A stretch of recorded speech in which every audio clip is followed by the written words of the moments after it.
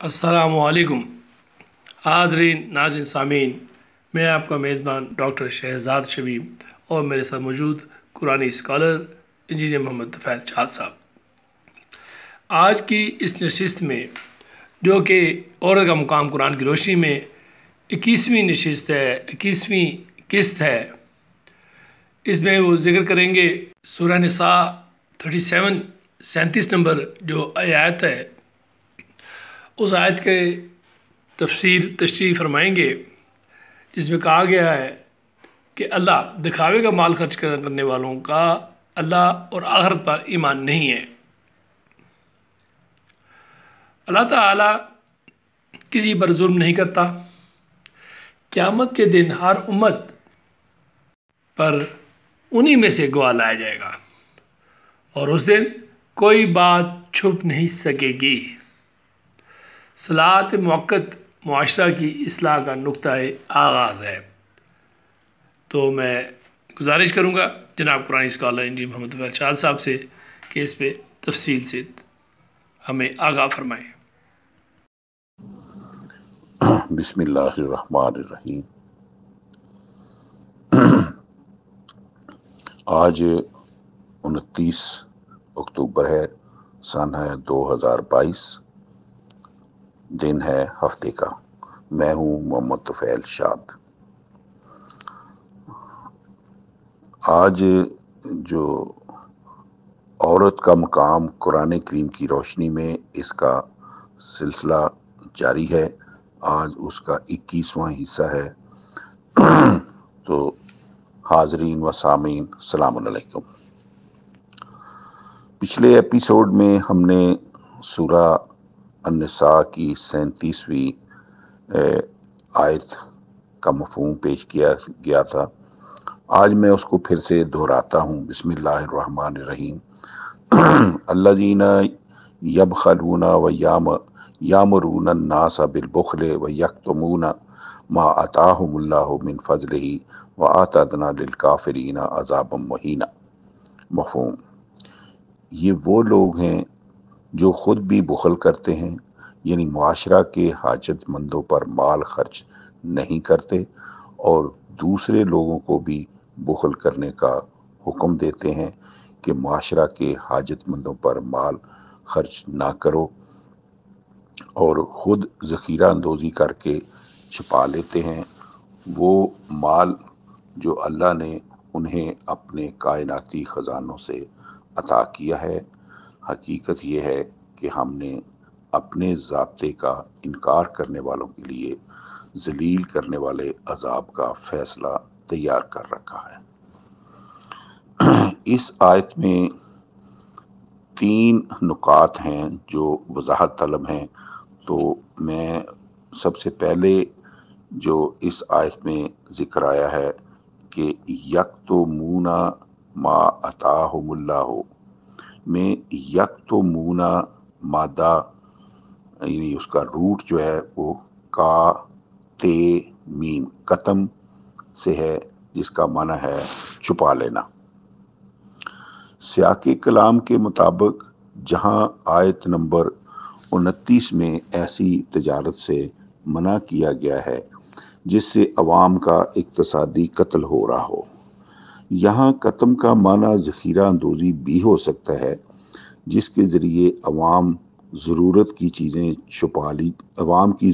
चीज़ें छुपा ली जाती हैं, ताकि इस मसनूई कहत के ज़रिए अवाम से मुँह मांगे दाम वसूल करके उनका इक़्तिसादी कत्ल किया जाए। इसमें दूसरा पॉइंट है मिन फ़ज़लिही से मुराद अल्लाह ताला के वो ख़जाने हैं जो उसने अपनी कायनात में फैला दिए हैं। सरमायादार अल्लाह के फ़ज़ल को ज़ख़ीरा अंदोज़ी के साथ रोक लेते हैं और अवाम से छुपा कर हर ज़रूरत की चीज़ का मसनूई कहत पैदा करके तजारत के पर्दे में अवाम का इक़्तिसादी कत्ल जारी रखते हैं। इसमें तीसरा पॉइंट है आतदना लिलकाफ़िरीना अज़ाबम मुहीना। रुसवा कुन अज़ाब उनके लिए है जो ज़ाब्ता इलाही का इनकार करने वाले हैं। ज़िल्लत इज़्ज़त की ज़िद है। مشاہدہ گواہ ہے کہ وہ قومیں جو اپنے ہی معاشرے میں اقتصادی قتل کی اساس پر قائم کردہ تجارت کے ذریعے خود اپنے افراد کی مہذب ڈکیتی میں مصروف ہوتی ہیں، ان کا مطمع نظر صرف حصول زر ہوتا ہے، ایسی قوموں کو اقوام عالم کی برادری میں انتہائی ذلت کی نگاہ سے دیکھا جاتا ہے، حتیٰ کہ جب وہ بیرونی ممالک کے ساتھ بھی تجارتی لین دین کرتے ہیں تو تجارتی مال میں ملاوٹ کرتے اور مقررہ معیار سے گرا ہوا مال سپلائی کر کے خود اپنے آپ کو اور اپنے ملک کو اقوام عالم میں ذلیل کر دیتے ہیں، حتیٰ کہ دشمن ممالک تو پہلے ہی دشمن ہوتے اور انہیں ذلت کی نگاہ سے دیکھتے ہیں، لیکن تجارتی بددیانتی کی بدولت پوری قوم دوست ممالک کی نگاہوں سے بھی شک اور ندامت بن کر گر جاتی ہے اور خدا بندی فیصلے کے مطابق رسوا کن عذاب میں مبتلا ہو جاتی ہے۔ اب میں نے ذکر کیا تھا کہ ہم یہ ڈسکس کریں گے کہ دکھاوے کے لیے مال خرچ کرنے والوں کا اللہ اور آخرت پر ایمان نہیں ہے۔ اس آیت بالا میں معاشرہ کے مہذب ڈاکوؤں اور بخل کے ذریعے حاجت مندوں پر مال خرچ نہ کرنے والوں کے ذکر کے بعد اگلی آیتوں میں ان لوگوں کا ذکر ہے جو کچھ نہ کچھ خرچ تو کرتے ہیں مگر نمود و نمائش کے لیے، اور چاہتے ہیں کہ ہر طرف ان کی سخاوت کا چرچا ہو۔ ایسے لوگوں کو اللہ اور قیامت کا منکر قرار دیا گیا ہے۔ تو اگلی آیت جو ہے 4/38 سورہ النساء کی 38 آیت، بسم اللہ الرحمن الرحیم، والذین ينفقون اموالهم رئاء الناس ولا یؤمنون باللہ ولا بالیوم الآخر ومن یکن الشیطان لہ قرینا فساء قرینا۔ تو اس کا مفہوم، اور جو لوگ اپنے مالوں کو لوگوں کو دکھانے کے لیے خرچ کرتے ہیں، اللہ کے ہاں ان کی کوئی قیمت نہیں ہے۔ حقیقت یہ ہے کہ وہ لوگ نہ اللہ پر ایمان رکھتے ہیں اور نہ آخرت کے دن پر، جس میں اعمال کا موازنہ کیا جائے گا۔ 7/8 کے مطابق ان کا موازنہ اعمال ہلکا ہوگا۔ حقیقت یہ ہے کہ ایسے لوگوں کا ساتھی شیطان ہوتا ہے، اور جس کا ساتھی شیطان ہو وہ شیطان رفاقت کی روح سے بہت ہی برا ہے۔ اللہ تعالیٰ کا ہر باغی شخص شیطان ہے جو اللہ کی راہ میں غریبوں کی بھلائی کے لیے مال خرچ کرنے سے منع کرتا ہے۔ اس سے آگے والی آیت 4/39 سے وہ ہے کہ وَمَاذَا عَلَيْهِمْ لَوْ آمَنُوا بِاللَّهِ وَالْيَوْمِ الْآخِرِ وَأَنفَقُوا مِمَّا رَزَقَهُمُ اللَّهُ وَكَانَ اللَّهُ بِهِمْ عَلِيمًا۔ مفہوم، اس میں ان کا کیا حرج ہے اگر وہ اللہ پر اور آخرت یعنی نتیجے کے دن پر بھی ایمان لائیں، کیونکہ اللہ اور آخرت تو ناقابل انکار حقائق ہیں۔ نیز اللہ کے دیے ہوئے مال میں سے ان کی راہ میں معاشرہ کے حاجت مندوں پر خرچ کریں اور نمود و نمائش کے طلبگار نہ ہوں۔ حقیقت یہ ہے کہ اللہ تعالیٰ ان کے ہر عمل کو خوب خوب جاننے والا ہے۔ اللہ تعالیٰ کسی پر ظلم نہیں کرتا۔ اس سے اگلی آیت مجیدہ میں اس عوامی غلط عقیدے کا بطلان کیا گیا ہے کہ سب کچھ تو اللہ تعالیٰ خود کرتا ہے، مومن کو اللہ تعالیٰ نے خود مومن بنایا ہے، اور کافر کو اللہ تعالیٰ نے کافر و بخیل وغیرہ خود بنایا ہے۔ اس غیر قرآنی اور باطل عقیدے کے مطابق ظاہر ہے اگر اللہ نے کسی شخص کو کافر، بخیل اور جہنمی خود بنایا ہو تو یہ اس پر بہت بڑا ظلم ہے، مگر ارشاد باری ہے ان اللہ لا یظلم مثقال ذرۃ وان تک حسنۃ یضاعفها ویؤت من لدنہ اجرا عظیما، 4/40۔ مفہوم اس کا، بے شک اللہ تعالیٰ وہ ہے کہ وہ کسی پر ذرا بھر بھی ظلم نہیں کرتا، لیکن لوگ اپنے آپ پر خود ظلم کرتے ہیں، 10/24۔ بلکہ اگر لوگوں کا کوئی نیک عمل ہو تو اللہ تعالیٰ اسے اپنی طرف سے بڑھا دیتا ہے، 6/160، اور اپنی طرف سے اس کا بہت بڑا بدلہ عطا فرماتا ہے۔ اب قیامت کے دن ہر امت پر انہی میں سے گواہ لایا جائے گا۔ اس سے اگلی آیت مجیدہ میں بتایا گیا ہے کہ ہر امت صرف قانون خداوندی پر عمل کرنے کی مکلف قرار دی گئی ہے۔ قیامت کے دن ہر زمانے کے نیک لوگ اس زمانے کے لوگوں پر بطور گواہ لائے جائیں گے، اور ہر نبی اپنے زمانے کے نیک لوگوں پر گواہ ہوگا کہ اللہ کا پیغام اس کی مخلوق تک پہنچ چکا تھا۔ چنانچہ یہ ارشاد ہوا ہے فَكَيْفَ إِذَا جِئْنَا مِنْ كُلِّ أُمَّةٍ بِشَهِيدٍ وَجِئْنَا بِكَ عَلَىٰ هَٰؤُلَاءِ شَهِيدًا، 4/41۔ پھر قیامت کے دن جب ہم ہر امت میں سے اس زمانہ کا گواہ لائیں گے، اور اے رسول آپ کو ہم آپ کے زمانے کے لوگوں پر گواہ لائیں گے کہ اللہ تعالیٰ کا پیغام یعنی نازل کردہ ضابطہ حیات سب لوگوں تک پہنچ چکا تھا۔ اس دن کوئی بات چھپ نہ سکے گی۔ اس سے اگلی آیت مجیدہ میں یہ اعلان کر دیا گیا ہے کہ قیامت کے دن لوگ اپنی نافرمانیوں پر افسوس تو کریں گے، لیکن اللہ تعالیٰ سے کوئی چیز چھپا نہیں سکیں۔ تو سامعین کرام ملاحظہ فرمائیں، ارشاد باری ہے 4/42 میں یوم ایذین یود الذین کفروا وعصوا الرسول لو تسوی بہم الارض ولا یکتمون اللہ حدیثا۔ مفہوم، اس قیامت کے دن وہ لوگ جنہوں نے انکار کیا یعنی اس ضابطے کی نافرمانی کی جو اللہ نے اپنے رسول کے ذریعے نازل فرمایا ہے،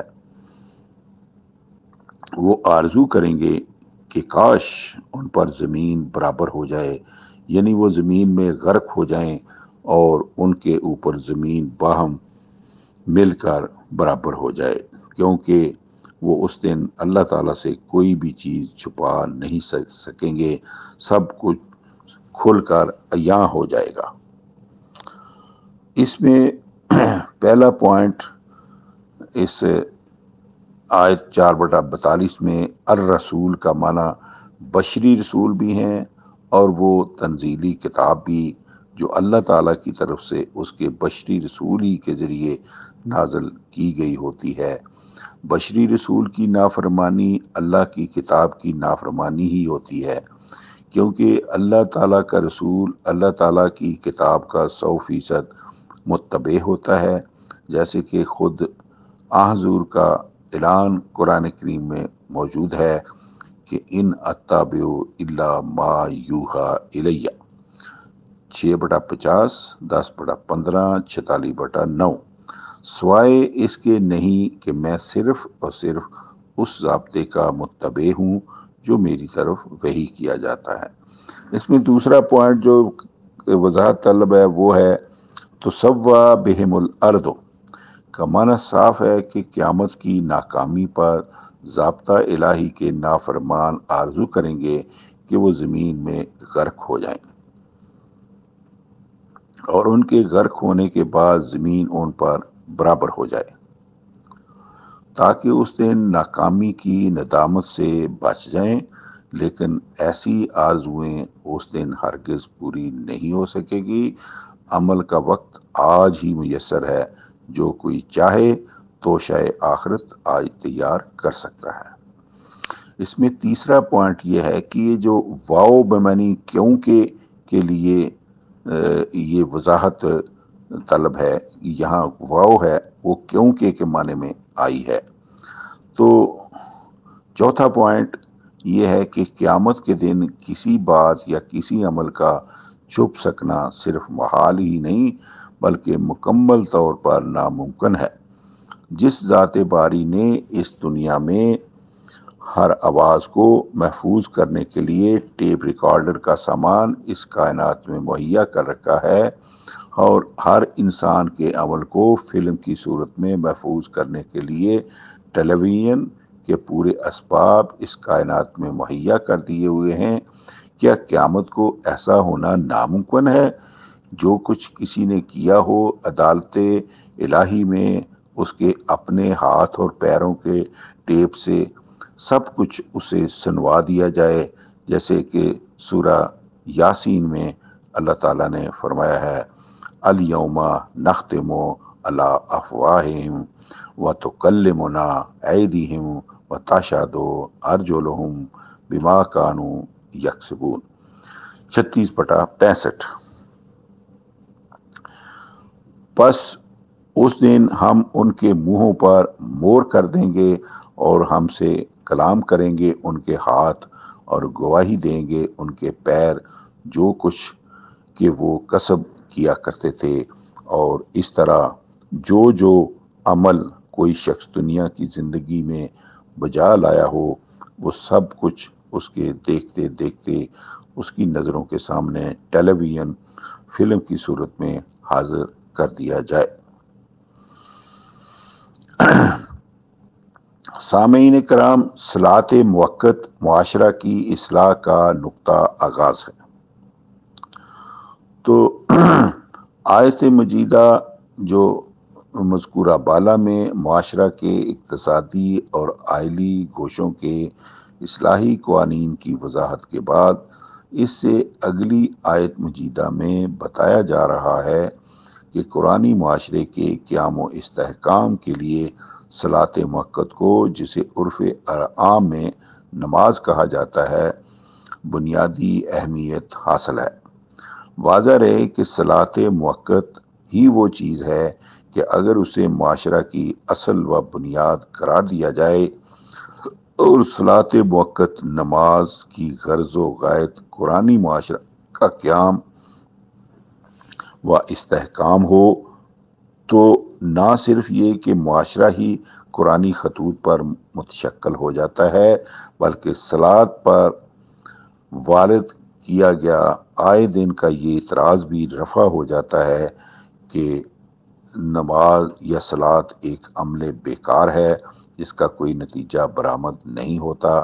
حقیقت یہ ہے کہ جس طرح سابقہ امتوں کے متعلق خبر دی گئی ہے، کیا ان میں ایسے ناخلف پیدا ہوئے، فخلف من بعدہم خلف، کہ جنہوں نے اصل مقصد صلاۃ کو ضائع کر کے اپنی اپنی خواہشوں کی پیروی شروع کر دی۔ اضاعوا الصلاۃ واتبعوا الشہوات، 19/59، 19/59۔ ان آیات کریمات سے ثابت ہوتا ہے کہ صلاۃ موقت کی غرض و غایت لوگوں کی ذاتی خواہشوں کی ضد ہے۔ لوگ چاہتے ہیں کہ ہر جائز اور ناجائز طریقے سے مال حاصل کیا جائے، مگر صلاۃ اس سے منع کرتی ہے۔ حضرت شعیب نے جب قوم کو ذخیرہ اندوزی اور تول میں ڈنڈی مار کر روپیہ اکٹھا کرنے سے منع کیا تو قوم نے کہا، قالو یا شعیب اصلاتو کا تامرو کا ان ناترو کا ما یعبدو آباؤنا وَأَن نَفْعَلَ فِي أَمْوَالِنَا مَا نَشَاءُ 11/87 11/87۔ قوم نے کہا، اے شعیب، کیا تیری صلاۃ تجھے یہ حکم دیتی ہے کہ ہم ان کی فرما برداری چھوڑ دیں جن کے ہمارے آباء و اجداد کیا کرتے تھے، اور ہم وہ انداز بھی چھوڑ دیں جو ہم اپنے مالوں کے کمانے اور خرچ کرنے میں اختیار کیے ہوئے تھے؟ سامعین کرام، غور کیا آپ نے کہ صلاۃ کا تعلق ایمانیات اور معاشرہ کے ہر گوشے کے ساتھ برابر کا قائم ہے۔ بالفاظ دیگر، صلاۃ یعنی نماز ایک عظیم اجتماعی نظام کا نقطہ آغاز ہے جس کے مومن کہلانے والے عوام ایمان و اعمال ہر دو لحاظ سے ایک ہی نقطۂ نگاہ کے حامل ہوتے ہیں۔